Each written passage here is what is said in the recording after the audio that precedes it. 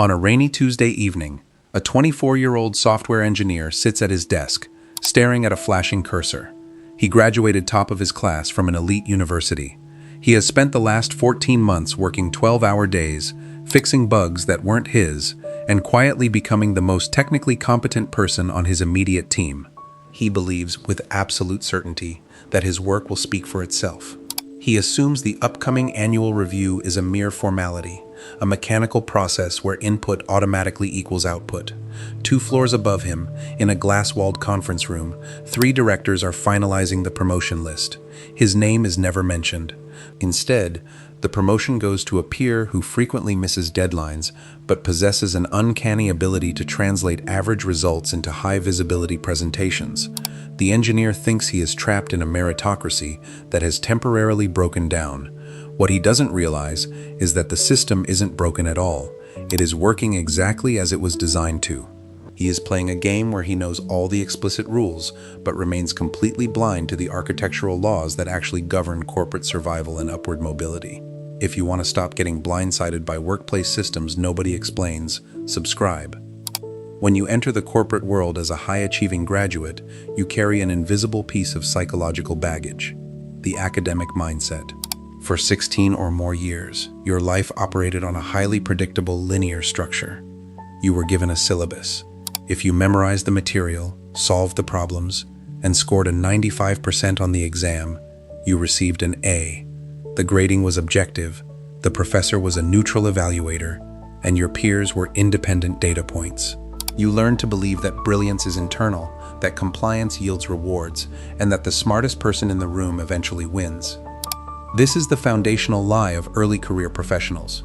The moment you sign an employment contract, that linear reality vanishes, replaced by a complex, multi-layered corporate architecture.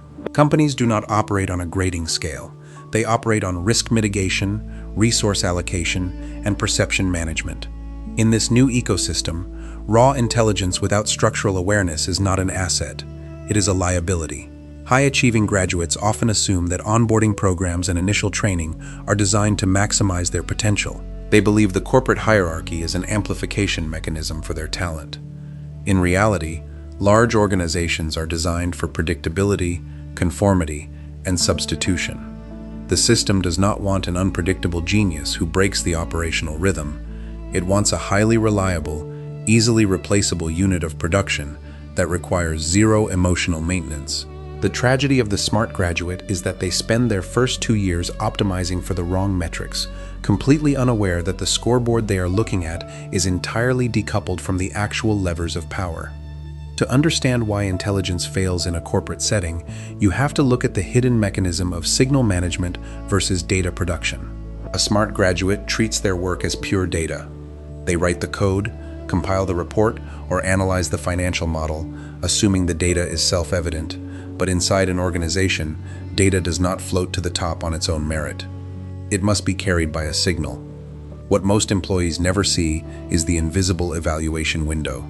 Long before the official HR performance review cycle begins, management has already formed a narrative about who you are. This narrative isn't built on your total output. It is built on a handful of highly specific, curated signals. In corporate psychology, there is a massive visibility gap. A manager rarely has the time or the technical context to inspect the quality of your daily labor. Therefore, they rely on proxies.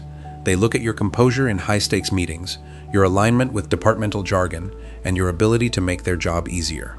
The smart graduate focuses 80% of their energy on execution and 20% on visibility.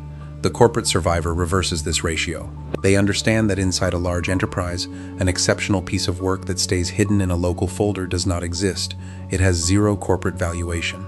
Furthermore, organizations are governed by rigid compensation bands and hidden calibration meetings. During these calibrations, directors from different departments sit together to defend their staff. They do not read your self-appraisal. They do not care about your late nights. They care about whether your name carries enough reputational weight to justify spending a limited pool of promotional capital. If your manager has to explain who you are to the rest of the room, you have already lost the calibration. The architecture of the corporate ladder rewards the management of perception far more than the management of reality. there's a second layer to this dynamic, one that is deeply psychological and far more hazardous for the intellectually gifted. It is the trap of the expert ceiling. When a smart graduate demonstrates immense technical proficiency early on, the organization reacts in a way that feels like praise but functions as an anchor. They become the go-to person for a specific, complex task. If a system breaks, they fix it. If a client has a highly technical question, they answer it. The graduate views this as an accumulation of leverage. They think, I am indispensable. What they fail to realize is that in corporate infrastructure, indispensability at a tactical level is a structural death sentence for your upward mobility. If you are too valuable exactly where you are, your manager faces a severe disincentive to promote you. Moving you up means creating a massive operational vacuum that they will have to fill, retrain, and manage. It is far cheaper and less risky for the organization to keep you in your current execution layer, reward you with a nominal 3% merit raise, and praise your dedication during team syncs. The system quietly shifts you from the leadership pipeline to the utility player track. True corporate leverage doesn't come from being the person who solves the problem. It comes from being the person who owns the resource that solves the problem. The moment you become the engine of a specific process, you are locked into that engine's room. The ceiling closes above you, not because you lack talent, but because you made yourself too expensive to move. Over time, this structural misalignment breeds quiet, compounding consequences that can derail an entire decade of a professional's life. The first is salary stagnation through the loyalty trap. Smart graduates often believe that if they perform well, the company will proactively adjust their compensation to match their market value. They view the annual inflation adjustment as a reflection of their worth. But from a structural standpoint, the compensation department operates on a completely different set of incentives. HR's primary objective is cost containment within strict budgetary guardrails. They know that an internal employee is statistically unlikely to leave over a minor salary discrepancy due to inertia, fear of change, and comfort. Therefore, the highest raises are always reserved for external hires, because the company must pay market rates to acquire new talent, while they can pay maintenance rates to keep existing talent. By dedicating your energy purely to internal execution, you quietly lower your external market leverage. You become hyper-optimized for one specific company's proprietary systems, dialects, and political landscapes. 5 years pass, and you discover that a peer who spent those same 5 years jumping between 3 companies is earning 70% more than you for the exact same functional role.